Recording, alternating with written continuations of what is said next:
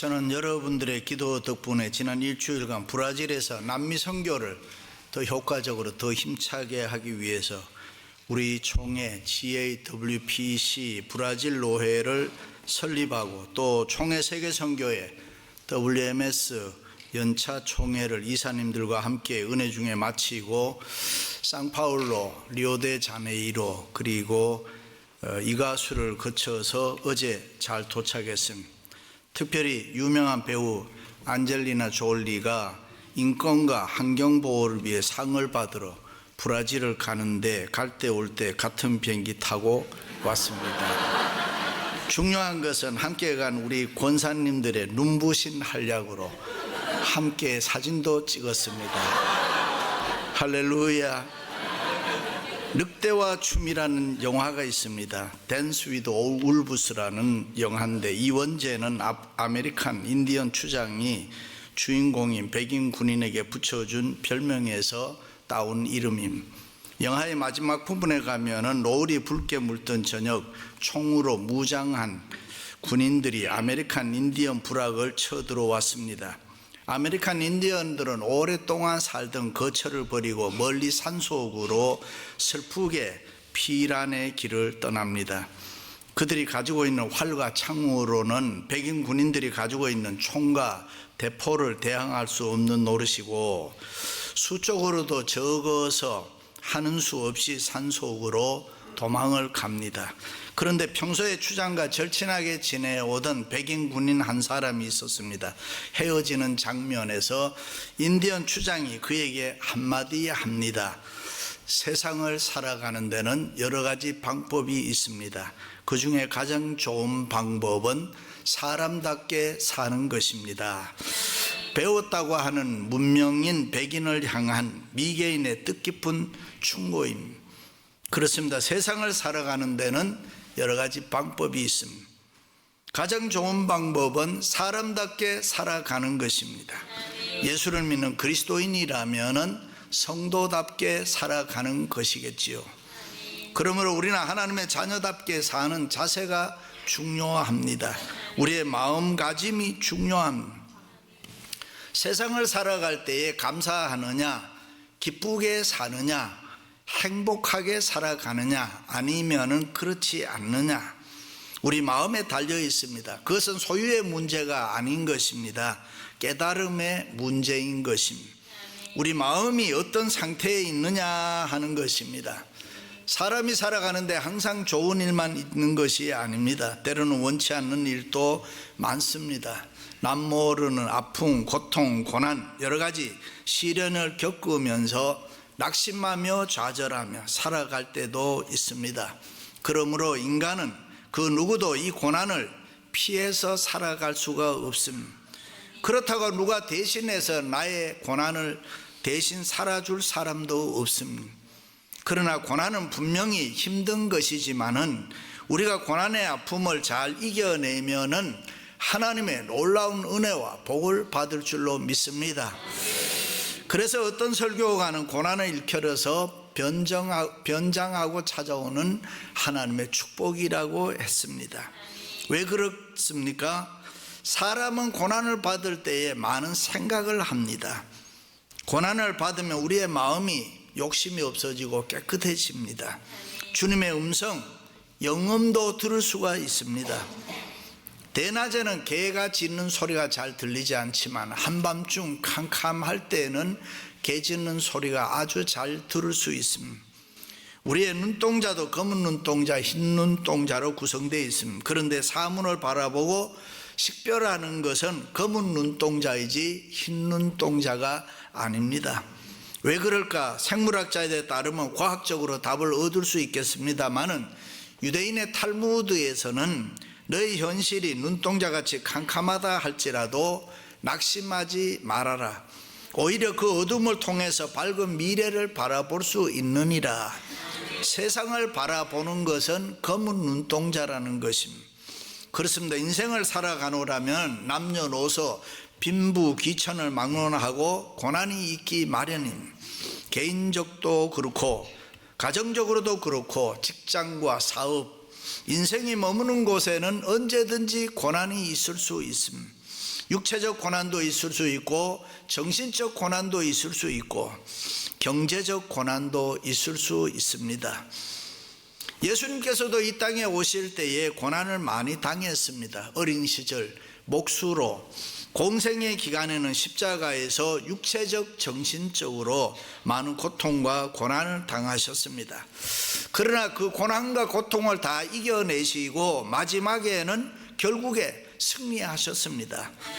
죽음의 권세까지 깨뜨리시고 부활하심으로 영광을 얻었던 것입니다. 그리고 이렇게 말씀합니다. 세상에서는 너희가 환난을 당하나 담대하라. 내가 세상을 이기었노라. 할렐루야. 성경은 우리가 사람답게 살아가기 위해서는 자신이 먼저 죄인임을 알고 하나님을 믿으며 구원받은 하나님의 자녀로 늘 감사하면서 살아가야 한다고 했습니다. 우리가 믿는 하나님은 세상을 창조하시고 섭리하시고 다스리시고 이 세상 모든 것의 주인인 줄로 믿습니다. 할렐루야. 그러므로 지금 내가 가지고 있는 것이라고 해도 모두가 다 내 것이 아닙니다. 우리는 그것을 잠시 맡아서 관리하는 매니저먼트, 이 매니저 청직이라고 했습니다. 그래서 사람은 누구나 태어날 때 빈손으로 와서 또 죽을 때도 빈손으로 돌아가야 합니다. 어떤 장로님은 돈을 너무 좋아해서 주거 관속에다가 많은 금액의 수표를 적어서 넣어주었다고 하더라고요. 쓸 수 있을까요? 그렇습니다. 우리는 주어진 인생을 내 마음대로 살아서도 안 되는 것이고 후회하는 인생을 살아서도 안 되는 것입니다. 특별히 우리 그리스도인들은 하나님 앞에서 기쁨이 되고 칭찬받는 삶을 살아야 할 줄로 믿습니다. 추워라도 부끄러운 삶으로 책망받지 말아야 합니다. 그 어떤 환경 가운데 있어도 범사에 감사하는 삶을 살아야 합니다. 아무리 부자고 행복해도 감사가 없으면 소용이 없습니다. 아무리 기적 같은 사건이 있고 아무리 큰 은혜를 받아도 우리의 삶에 감사가 없으면 의미가 없습니다. 믿습니까? 미국 최고의 재벌 락펠러가 이런 말을 했습니다. 내가 분명히 말할 수 있는 것은 사람의 소유가 넉넉하다고 감사하는 것이 아니라 내가 클리블랜드에서 처음 직장 생활할 때에 한 번 산불을 한꺼번에 받았는데 너무나 좋고 기해서 화장실로 막 달려가서 남몰래 세어보고 좋아했다. 천하를 얻은 듯이 가슴 뿌듯하게 웃으며 감사했다. 지금도 그때 그 순간의 행복과 감사를 도로 찾을 수 있다면 나는 지금의 많은 재산을 내놓을 수 있다라고 했습니다. 안수장 권사님의 어머니 고안이나 권사님이 저희 교회를 위해서 헌금을 100만 불 하시고 난 그날 밤에 그렇게 기분 좋게 잘 주무셨다고 하더라고요. 그렇게 감사할 수가 없었다고 해요. 미국의 인민와 잘 살고 있는 여러분들은 어떻습니까? 옛날에 선풍기 하나 있을 때 행복했습니다. 트랜지스터 라디오, 고장난 라디오 하나 있어도 그렇게 행복할 때가 있었습니다. 그런데 우리가 미국 와서 너무 잘 삶으로 필요 이상의 부를 누릴 때에 감사를 잊어버리지는 않지 않았습니까? 그렇습니다. 감사하면서 살아가는 사람은 순간순간이 축제입니다. 순간순간이 하나님의 사랑, 하나님의 은혜, 하나님의 축복 앞에 늘 감사하는 것입니다. 할렐루야. 로마서는 처음부터 바울은 예수 믿는 사람들을 성도라고 했습니다. 그리스도 예수 안에 있는 자, 의롭다 하심을 받은 자, 예수 그리스도의 사람이라고 불렀습니다. 그러다가 본문에 와서는 하나님의 자녀, 하나님의 아들, 딸이라는 표현을 쓰고 있습니다. 그렇습니다. 우리를 향해서 하나님의 자녀라고 했습니다. 인간에게 가장 영광스러운 칭호인 것입니다. 그런데 문제는 하나님의 자녀라는 말이 너무 쉽게 흔하게 사용하다 보니까 그 말에 대한 감동이 없습니다. 감사가 없어졌습니다. 하나님의 자녀로 권세를 받기는 받았지만은 우리의 삶이 때로는 고달프고 피곤하다 보니까 무기력하고 힘없게 살아갈 때가 많습니다. 하나님이 그런 우리를 보면은, 우리의 모습을 보면서 속상해 하실 겁니다. 바보같이 살아가는 삶을 하나님은 안타깝게 여길 것입니다. 그러므로 우리는 예수님 때문에 어떤 고난도 이기고 감사하면서 살아가야 할 줄로 믿습니다. 영원히 후회 없는 빛나는 삶을 살아야 합니다. 짧은 인생 감사하면 주님의 기쁨이 되고 자랑이 되는 삶을 살아야 됩니다. 이웃을 기분 좋게 해 주어야 합니다. 추워라도 이웃을 피곤하게 하면 안 됩니다. 내 옆에 있는 사람 언짢게 하지 마세요. 안 보면 못 견딜 만큼 보고 싶고 만나고 싶은 감사의 사람들이 되시기를 축원합니다. 그렇다면 왜 우리가 고난을 이기고 감사하며 살아야 합니까? 첫째는 성령의 인도를 받기 때문입니다. 무릇 하나님의 영으로 인도함을 받는 그들은 곧 하나님의 아들이라. 누가 하나님의 아들입니까?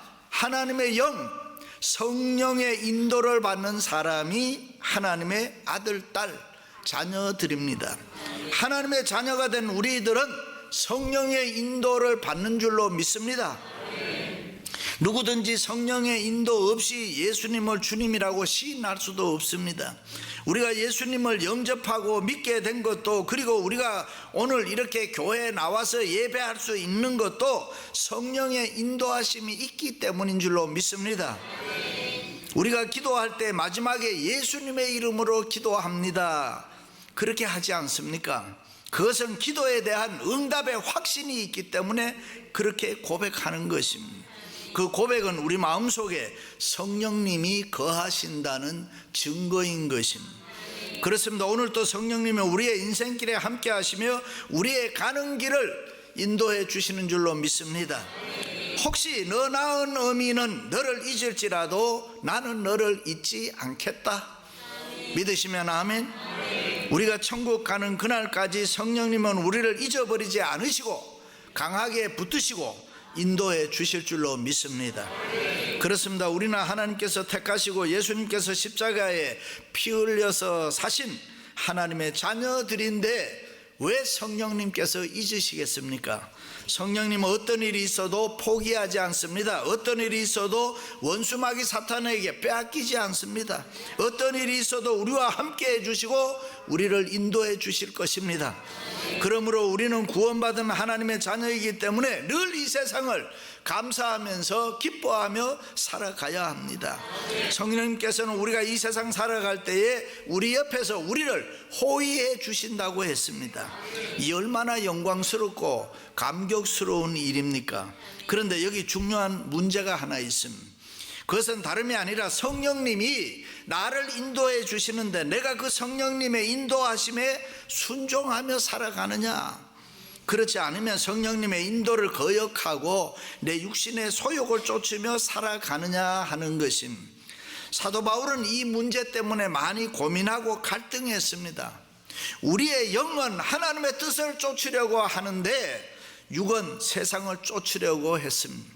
그러므로 우리가 성령님의 인도하심을 따르지 아니하고 우리의 육신의 소욕을 따라서 소욕대로 살아가면은 우리 안에서 성령님이 근심하십니다. 탄식하신다고 했습니다. 때로는 우리가 계속 육을 쫓아 살아가면 하나님께서는 아버지가 자식을 징계하는 것처럼 이 징계의 채찍을 드시는 것입니다. 마침내 때려서라도 바른 길을 가도록 만들어 주신다고 했습니다. 그러므로 우리는 성령님의 인도하심에 민감해야 합니다. 우리 안에 내주하시는 성령님의 소리를 들으면서 인격적 교통을 나누어야 될 줄로 믿습니다. 할렐루야. 두 번째는 양자의 영이 있기 때문입니다. 너희는 다시 무서워하는 종의 영을 받지 아니하고 양자의 영을 받았으므로 아바 아버지라고 부르짖느니라. 우리는 양자의 영을 받았으므로 이제는 더 이상 세상을 무서워하거나 아니면 죄에 대해서 두려워할 필요가 없습니다. 사망에 대해서 무서워할 이유가 없습니다. 이제는 예수 그리스도 안에 있는 생명의 성령의 법이 죄와 사망의 법에서 너를 해방하였습니다. 할렐루야. 그러므로 이 세상 그 누구도 우리를 정죄할 수가 없습니다. 믿습니까? 왜 그렇습니까? 하나님께서 우리를 한번 의롭다 하시면 끝까지 의롭다고 인정해 주시기 때문입니다. 우리의 행위 보고 의롭다고 하신 것이 아니라 우리가 예수님과 연합해 있기 때문에 우리를 의롭다고 해 주시는 것입니다. 그러므로 누구든지 예수님과 연합하면은 양자의 영이 주어지는 것입니다. 그러므로 우리는 하나님의 양자가 된 줄로 믿습니다. 할렐루야. 그 당시에 로마 사회에서 양자라고 하면은 엄청난 지위와 권한을 누렸습니다. 로마 사회는 아버지 중심 사회입니다. 그래서 아버지에게 권한이 막강합니다. 아버지가 자기 아들이 있어도 주위에 다른 아이 하나를 양자 삼았습니다. 그러면 그 아버지는 그 양자에게 자기 친아들에게 대신, 친아들에게 주는 것 대신 가문의 신분, 권세, 명예, 재물을 다 물려줄 수 있었습니다. 로마 황제 네로도 양자 출신입니다. 그래서 부왕이 죽었을 때 아버지를 대신해서 왕위에 오를 수가 있었습니다. 그렇습니다. 하나님께서는 세상의 많은 사람들 가운데 우리를 양자 삼아 주셨습니다. 얼마나 감격스러운 일입니까? 얼마나 좋은 일입니까?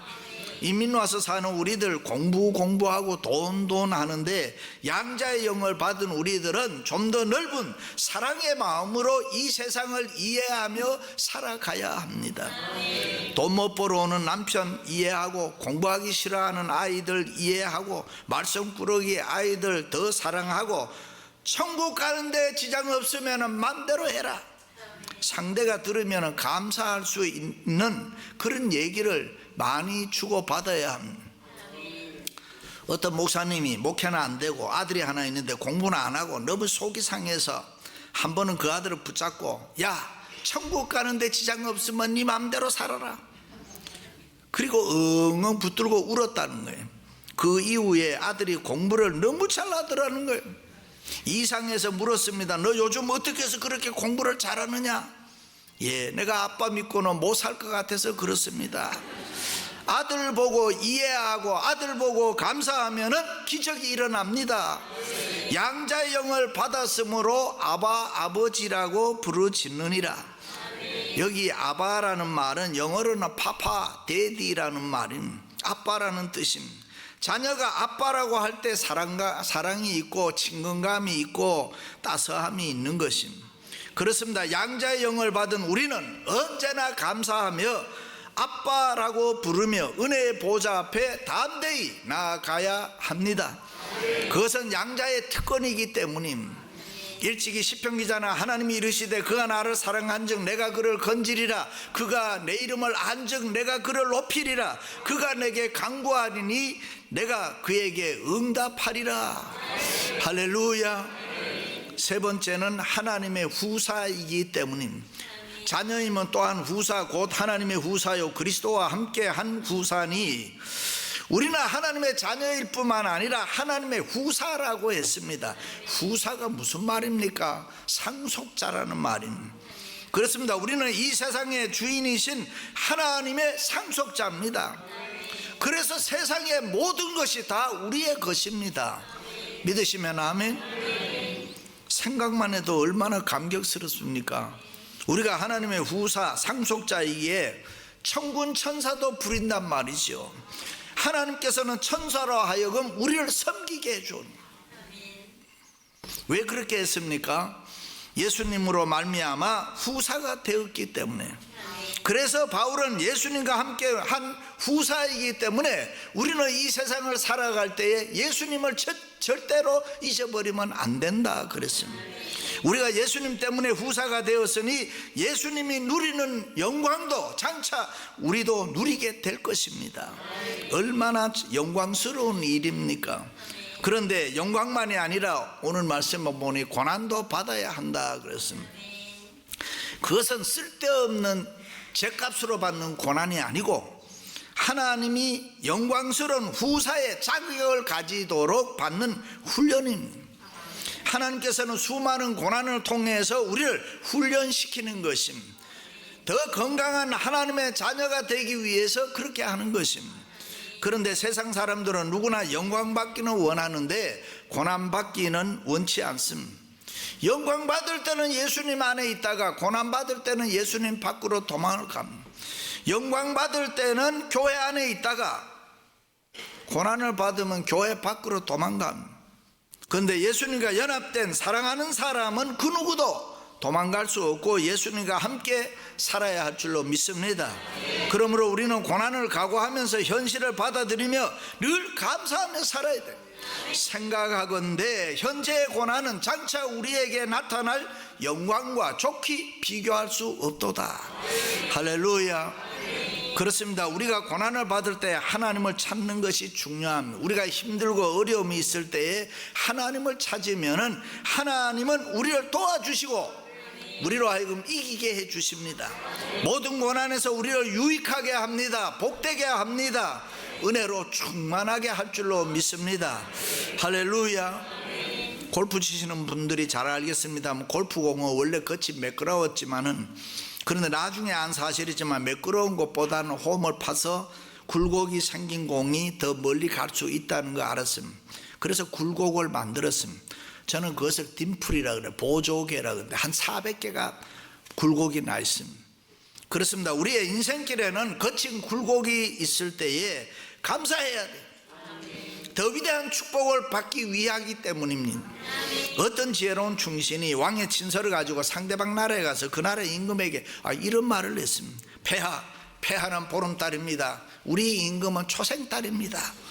그 한마디에 여러 해 묵은 감정이 다 풀리고 후히 대접을 받았습니다. 그리고 대접 잘 받고 자기 나라에 왔는데 자기 임금이 화가 났습니다.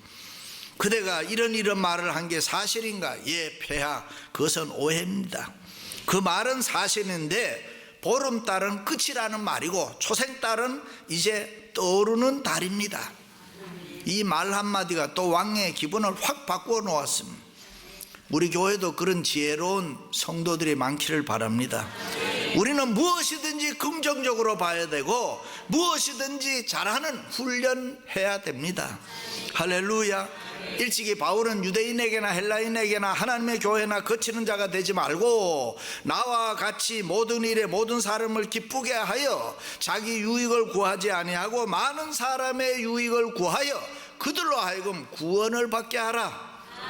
할렐루야. 그렇습니다. 고난은 순간적이고 영광은 영원한 것입니다. 그러므로 이 땅에서 환난을 당하고 고난을 당할 때에 우리는 기뻐하고 감사할 수 있어야 됩니다.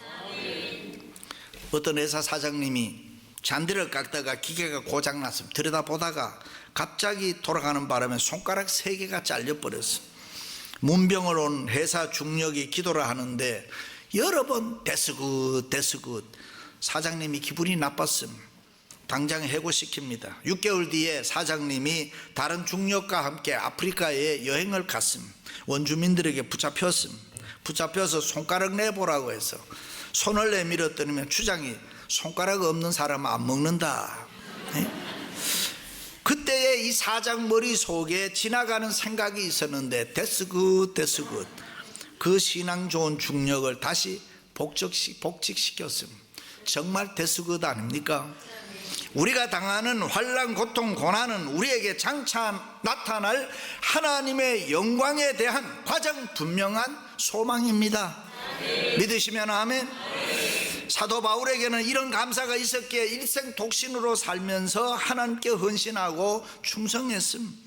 스데반 집사에게도 이런 감사가 있었기 때문에 돌에 맞아 죽으면서도 얼굴은 천사같이 빛났다.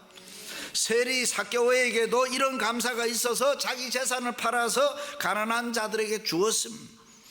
베다니 마리아에게도 이런 감사가 있어서 자기가 소중하게 여겼던 옥합을 깨뜨렸습니다. 아낌없이 쏟아 부었습니다. 막달라 마리아에게도 이런 감사가 있어서 예수님의 무덤 곁을 떠날 수가 없었습니다. 할렐루야. 사랑하는 성도 여러분, 고난의 세상을 이기고 감사하면서 살아가는 여러분들이 되시기를 주님의 이름으로 축원합니다.